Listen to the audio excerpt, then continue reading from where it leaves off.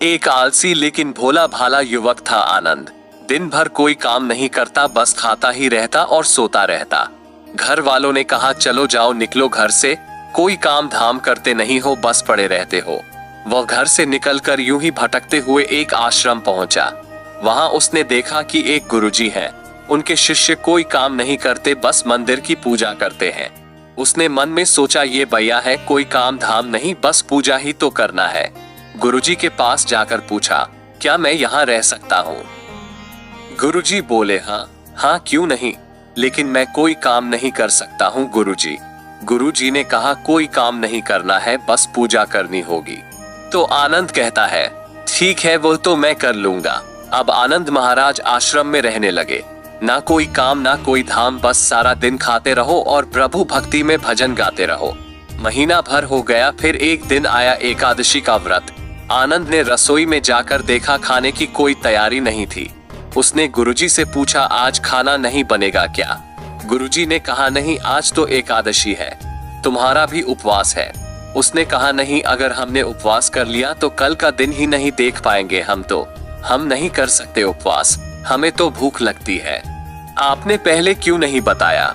गुरुजी ने कहा ठीक है तुम ना करो उपवास, पर खाना भी तुम्हारे लिए कोई और नहीं बनाएगा, तुम खुद बना लो। मरता क्या न करता आनंद गया रसोई में। गुरुजी फिर आए और कहा देखो अगर तुम खाना बना लो तो राम जी को भोग जरूर लगा लेना और नदी के उस पार जाकर खाना बना लो।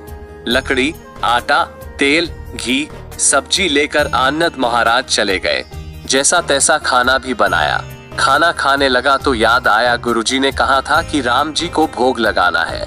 वह भजन गाने लगा, आओ मेरे राम जी भोग लगाओ जी, प्रभु राम आइए, श्री राम आइए मेरे भोजन का भोग लगे। कोई ना आया तो बेचैन हो गया कि यहाँ तो भूख लग रही है और राम जी आ ही नहीं रहे। भोला मानस जानता नहीं था कि प्रभु साक्षात तो आएंगे नहीं, पर गुरुजी की बात मानना जरूरी है। फिर उसने कहा देखो प्रभु, मैं समझ गया कि आप क्यों नहीं आ रहे हैं।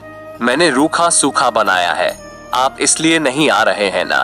तो सुनो प्रभु, आज वहाँ भी कुछ नहीं बना है, सबकी एकादशी है, खाना हो तो ये भोग ही खा लो। श्री राम अपने भक्त की सरलता पर बड़े मुस्कुराए और माता सीता के साथ प्रकट हो गए। भक्त असमंजस में, गुरुजी ने तो कहा था कि राम जी आएंगे, पर यहाँ तो माता सीता भी आई है और मैंने तो भोजन बस 2 लोगों का बनाया है। और मन ही मन कहा चलो कोई बात नहीं, आज इन्हें ही खिला देते हैं। और बोला प्रभु मैं भूखा रह गया, लेकिन मुझे आप दोनों को देखकर बड़ा अच्छा लग रहा है, लेकिन अगली एकादशी पर ऐसा न करना, पहले बता देना कि कितने लोग आ रहे हो, और हाँ थोड़ा जल्दी आ जाना। राम जी उसकी बात पर बड़े मुदित हुए और प्रसाद ग्रहण करके चले गए। अगली एकादशी तक ये भोला मानस सब भूल गया। उसे लगा प्रभु ऐसे ही आते होंगे और प्रसाद ग्रहण करते होंगे। फिर एकादशी आई। आनंद गुरुजी से बोला मैं चला अपना खाना बनाने, पर गुरुजी थोड़ा ज्यादा अनाज लगेगा, वहाँ 2 लोग आते हैं। गुरुजी मुस्कुराए और सोचा भूख के मारे बावला हो गया है, और कहा ठीक है ले जा और अनाज ले जा। अब की बार उसने 3 लोगों का खाना बनाया। फिर गुहार लगाई प्रभु राम आइए, सीताराम आइए, मेरे भोजन का भोग लगाइए। प्रभु की महिमा भी निराली है। भक्त के साथ कौतुक करने में उन्हें भी बड़ा मजा आता है। इस बार वे अपने भाई लक्ष्मण, भरत, शत्रुघ्न जी को लेकर आ गए। भक्त को चक्कर आ गए, यह क्या हुआ? एक का भोजन बनाया तो 2 आए, आज 2 का खाना ज्यादा बनाया तो इतने लोग आ गए, लगता है आज भी भूखा ही रहना पड़ेगा। सबको भोजन लगाया और बैठे बैठे देखता रहा। अनजाने ही उसकी भी एकादशी हो गई। फिर अगली एकादशी आने से पहले गुरुजी से कहा गुरुजी ये आपके प्रभु राम जी अकेले क्यों नहीं आते, हर बार कितने सारे लोग ले आते हैं, इस बार अनाज ज्यादा देना। गुरुजी को लगा कहीं यह अनाज बेचता तो नहीं है, देखना पड़ेगा जाकर। भंडार में कहा इसे जितना अनाज चाहिए दे दो और छुपकर उसे देखने चल पड़े। इस बार आनंद ने सोचा खाना पहले नहीं बनाऊंगा, पता नहीं कितने लोग आ जाएं, पहले बुला लेता हूँ फिर बनाता हूँ। फिर आवाज लगाई प्रभु राम आइए, श्री राम आइए, मेरे भोजन का भोग लगाइए। इस बार सारा राम दरबार मौजूद। इस बार तो हनुमान जी भी साथ आए, लेकिन ये क्या प्रसाद तो तैयार ही नहीं है। भक्त ठहरा भोला भाला, बोला प्रभु इस बार मैंने खाना नहीं बनाया। प्रभु ने पूछा क्यों? आनंद बोला मुझे खाना मिलेगा तो है नहीं, फिर क्या फायदा बनाने का, आप ही बना लो और खुद ही खा लो। राम जी मुस्कुराए, सीता माता भी गदगद हो गई उसके मासूम जवाब से। लक्ष्मण जी बोले क्या करे प्रभु?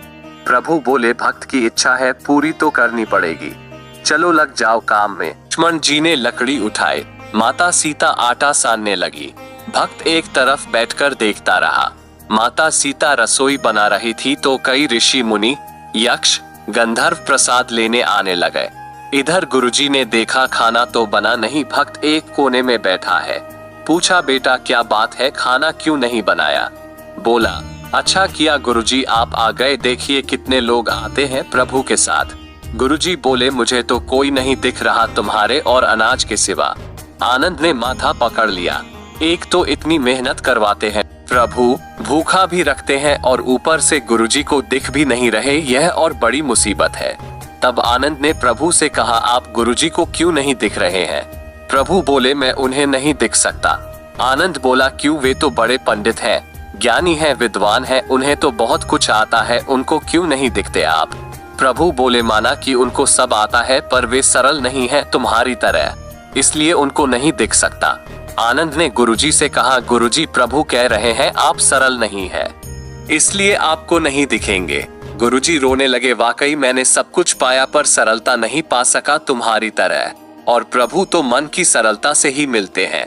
प्रभु प्रकट हो गए और गुरुजी को भी दर्शन दिए। इस तरह एक भक्त के कहने पर प्रभु ने अपने भक्त के लिए खाना भी बनाया। जय जय श्री राम। अगर कहानी पसंद आई हो तो वीडियो को लाइक, कमेंट और शेयर जरूर करना और ऐसी ही अन्य कहानियों के लिए चैनल को सब्सक्राइब भी कर लेना। धन्यवाद।